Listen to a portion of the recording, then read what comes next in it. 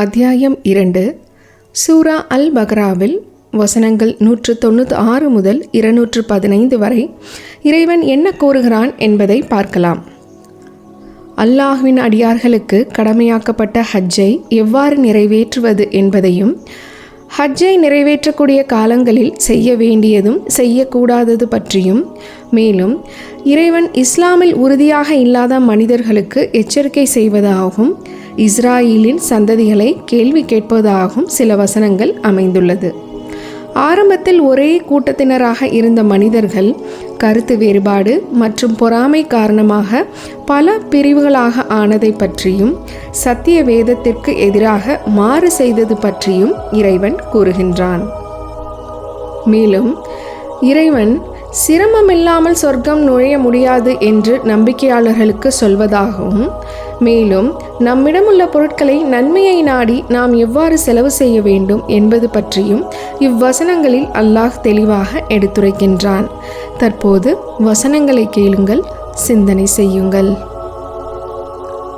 அல்லாஹ்வுக்காக ஆரம்பம் செய்த ஹஜ்ஜையும் உம்ராவையும் நீங்கள் முழுமையாக்குங்கள்.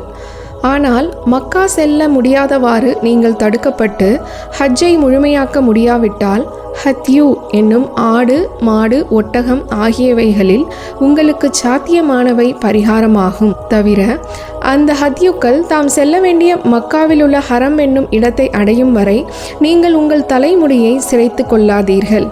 ஆயினும் இஹ்ராம் கட்டிய உங்களில் எவரேனும் நோயாளியாகவோ அல்லது தலையில் பேன், புண், வலி ஆகியவற்றால் இடையூறு உள்ளவராகவோ இருந்து முடியிறக்கி கொண்டு விட்டால் அதற்கு பரிகாரமாக அவர் 3 நோன்புகள் நோற்கவும், அல்லது 6 ஏழைகளுக்கு உணவு தானம் செய்யவும், அல்லது ஓர் ஆடு குர்பானி கொடுக்கவும்.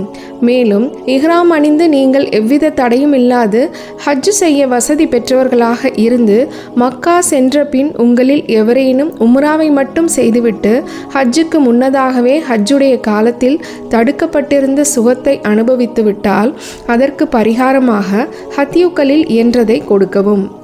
ஆனால் ஹத்யூக்களில் எதையுமே பெற்றுக்கொள்ளாதவர் ஹஜ்ஜுடைய காலத்தில் 3 தன் இருப்பிடம் திரும்பிய பின் 7 ஆக முழுமையாக 10 நாட்கள் நோன்பு நோற்கவும். தடுக்கப்பட்ட சுகத்தை அனுபவிக்கும் இவ்வுரிமையானது எவருடைய குடும்பம் மஸ்ஜிதுல் ஹராமில் மக்காவில் குடியிருக்கவில்லையோ அவருக்கு தான். ஆகவே நீங்கள் அல்லாஹ்வுக்கு பயந்து கொள்ளுங்கள்.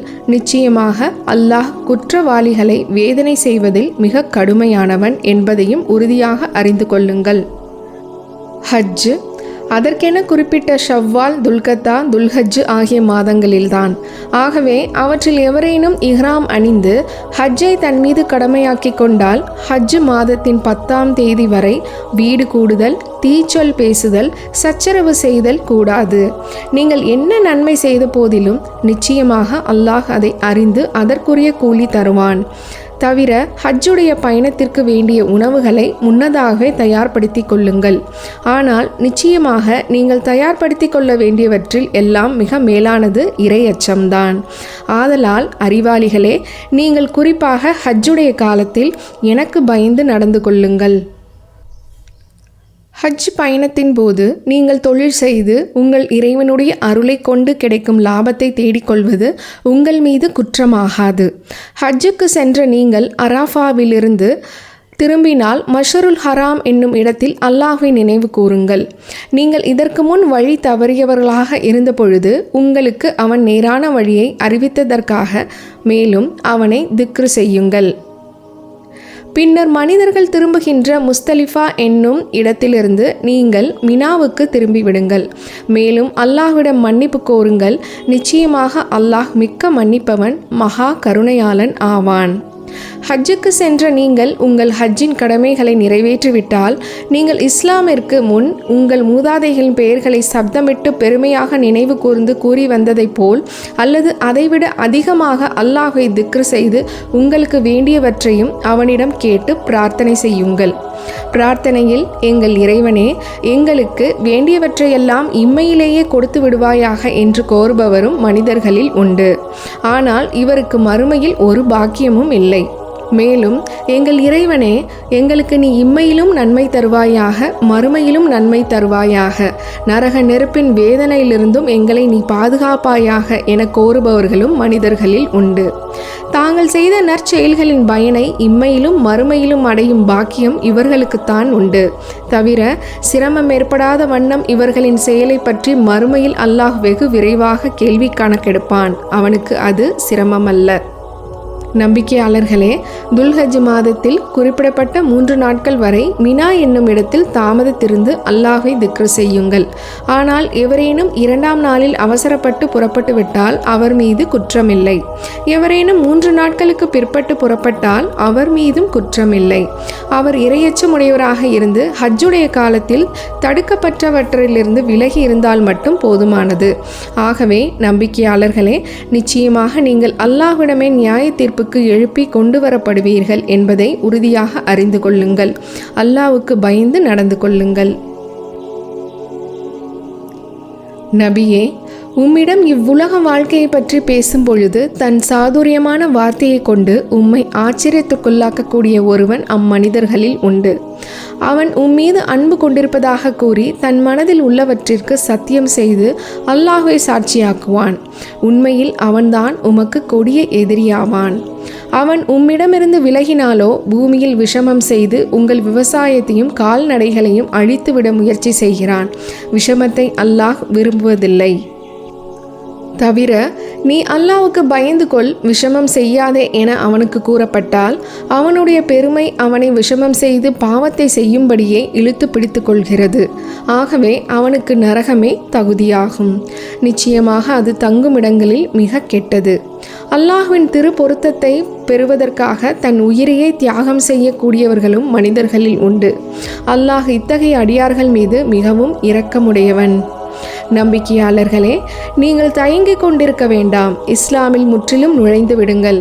இதை தடை செய்யும் ஷைத்தானின் அடிச்சுவடுகளை பின்பற்றாதீர்கள். நிச்சயமாக அவன் உங்களுக்கு பகிரங்கமான எதிரியாவான்.